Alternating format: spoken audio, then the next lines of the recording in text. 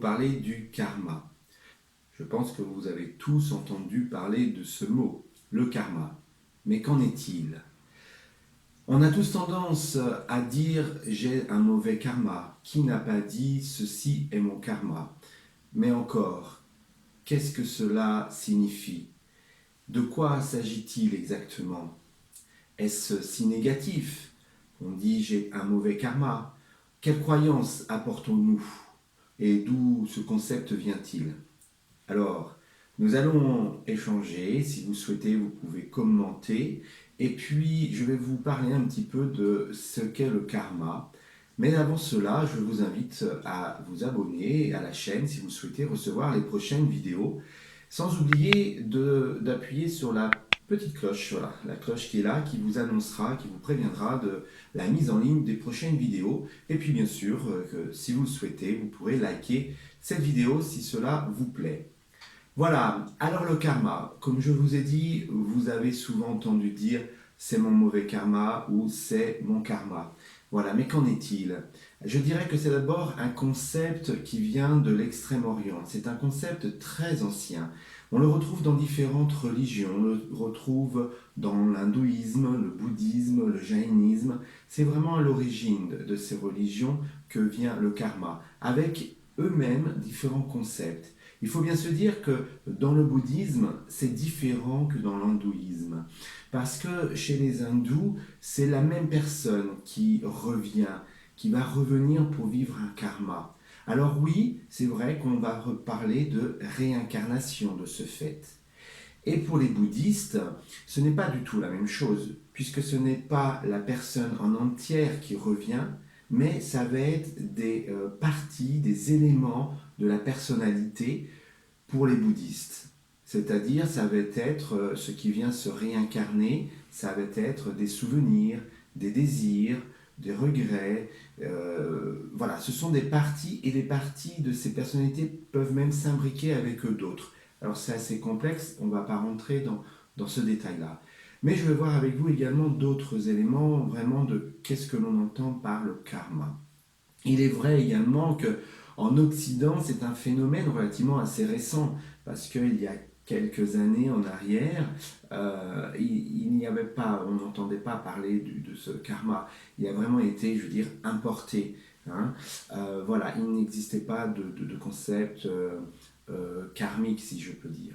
Par contre, en l'occurrence, dans les religions monothéistes que l'on entend dans l'islam ou encore dans le christianisme, on entend non pas de réincarnation, mais de résurrection. Donc encore de passage dans une autre vie ou d'une succession de vies. Et là, on verra également. Mais avant tout cela, il faut voir le karma comme en fait une roue. J'aime bien voir cela, parler comme la roue karmique en fait. Et c'est vrai que on peut voir cela comme, on va dire, la loi de causalité, de cause à effet, comme en fait un effet boomerang. Alors ce n'est pas si simple que ça de penser, voilà, on fait de mauvaises actions et notre karma va nous renvoyer de mauvaises actions. C'est pas si simpliste que cela. Donc je vous dirais que regardons cela comme une sorte de roue, parce que chez les bouddhistes, on parle même donc du samsara, de la roue karmique, du cycle de renaissance successive, encore du principe, comme je vous disais, de rétribution. En fait, il faut bien comprendre que ce karma est avant tout un processus naturel. Il nous engage dans ce que nous vivons. Et ce karma, il ne peut être perçu, il ne peut être vu que si nous sommes vraiment dans l'instant présent. Lorsque nous sommes dans cet instant présent, nous sommes en lien, en relation avec notre karma. Puisque je vais vous donner un exemple qui est, une image, si je peux dire, qui me parle beaucoup et j'espère qu'il va vous parler. En fait, on peut voir cela comme des empreintes. En fait, nous marchons sur des empreintes existantes que nous avons déjà laissées de par notre passé et de ce fait, nous recréons de nouvelles empreintes. C'est-à-dire que ce karma, comme je vous disais, il faut le voir comme le passé, le présent et l'avenir. Alors c'est un peu le tout à la fois. Donc c'est pour ça que c'est assez complexe. Puisque nous interagissons avec ce karma bien présent, réellement dans un présent, mais il est conditionné, il est aussi par des causes dans le passé. Alors c'est pour cela que la causalité est importante. Et également, ce que nous semons, ce que nous rétribuons ici aussi, va avoir des répercussions sur notre avenir. C'est comme si là, instantanément, je vais planter une graine. Cette graine va être aussi conditionnée par mes intentions.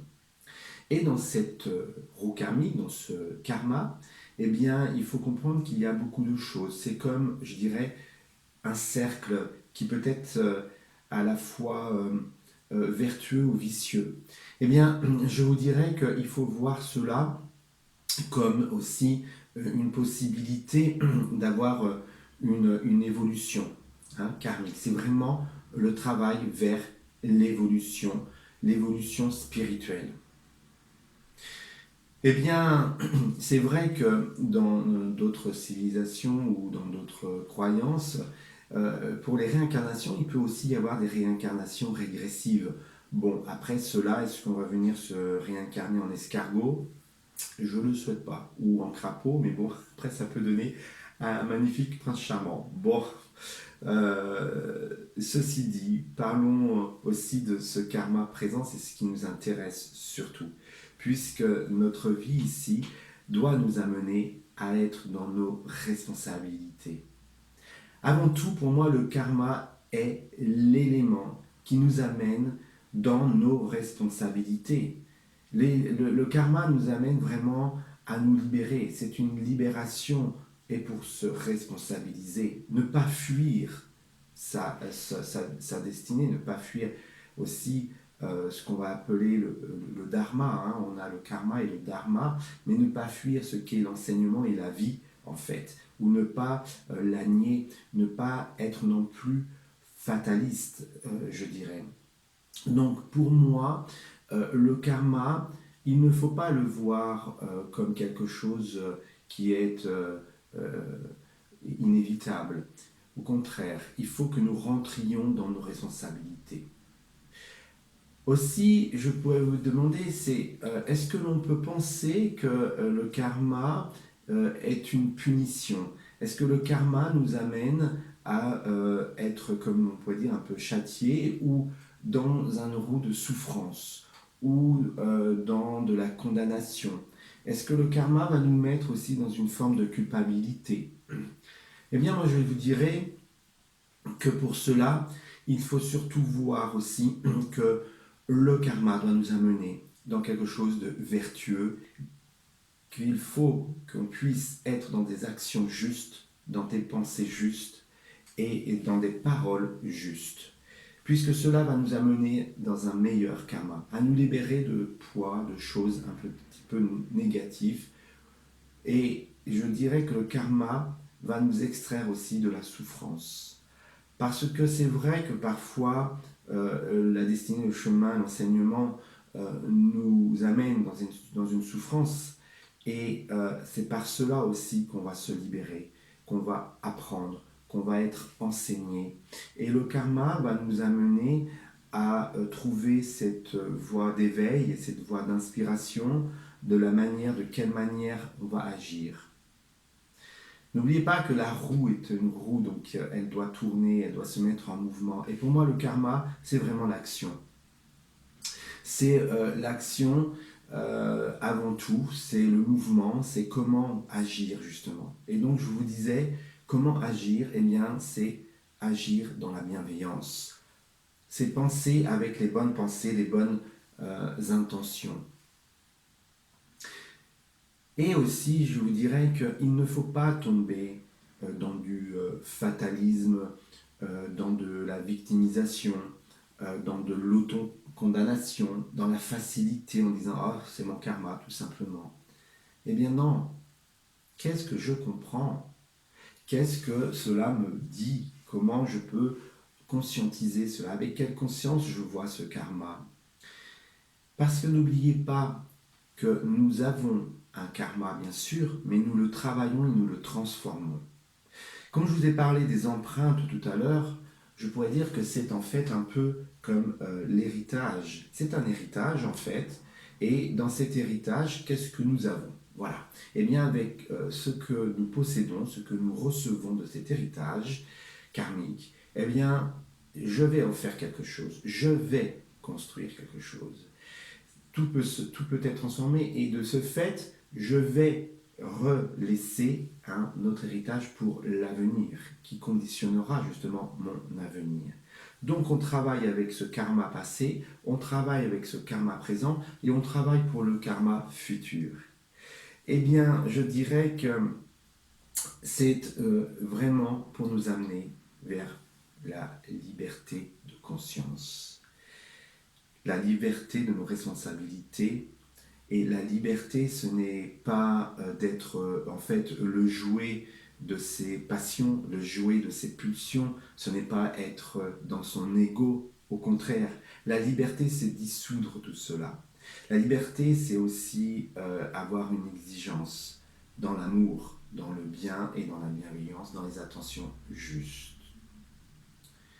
La véritable liberté, c'est d'être lucide et conscient.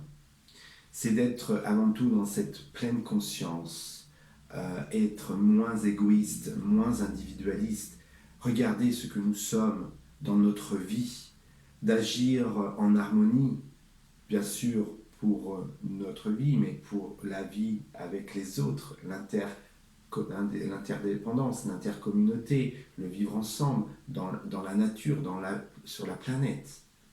Puisqu'il faut savoir que nous avons bien sûr notre karma personnel, individuel, mais nous avons notre karma de couple, nous avons notre karma de famille, nous avons le karma dans une ville, dans une région, dans un pays, nous avons un karma collectif, nous avons un karma sur cette planète.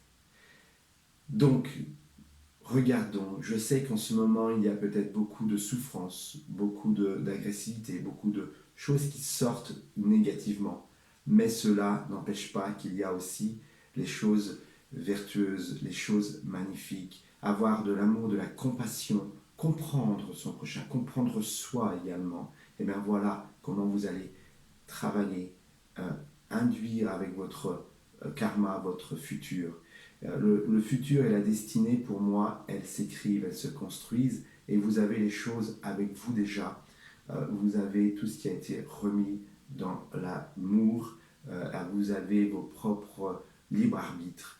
Et ce karma doit vous inviter, il ne doit pas vous enchaîner, mais il doit vous inviter à vous libérer et à devenir beaucoup plus conscient de qui vous êtes, de ce que vous faites, de ce que vous dites ou ne dites pas, et de vivre pleinement cette vie dans l'amour, la joie, et soyez toujours voilà, dans la bienveillance.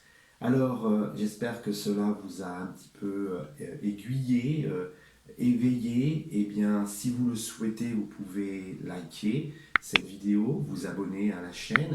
Et si vous voulez aller plus loin, on peut se rencontrer. Je fais des séances individuelles ou aussi en conférence. Donc, n'hésitez pas à demander, à me commenter. Vous avez mon Facebook, vous avez tous les moyens nécessaires pour rentrer en contact avec moi. Ça sera avec joie et avec plaisir. Et je vous souhaite le meilleur pour vous. À très bientôt. Merci. Au revoir.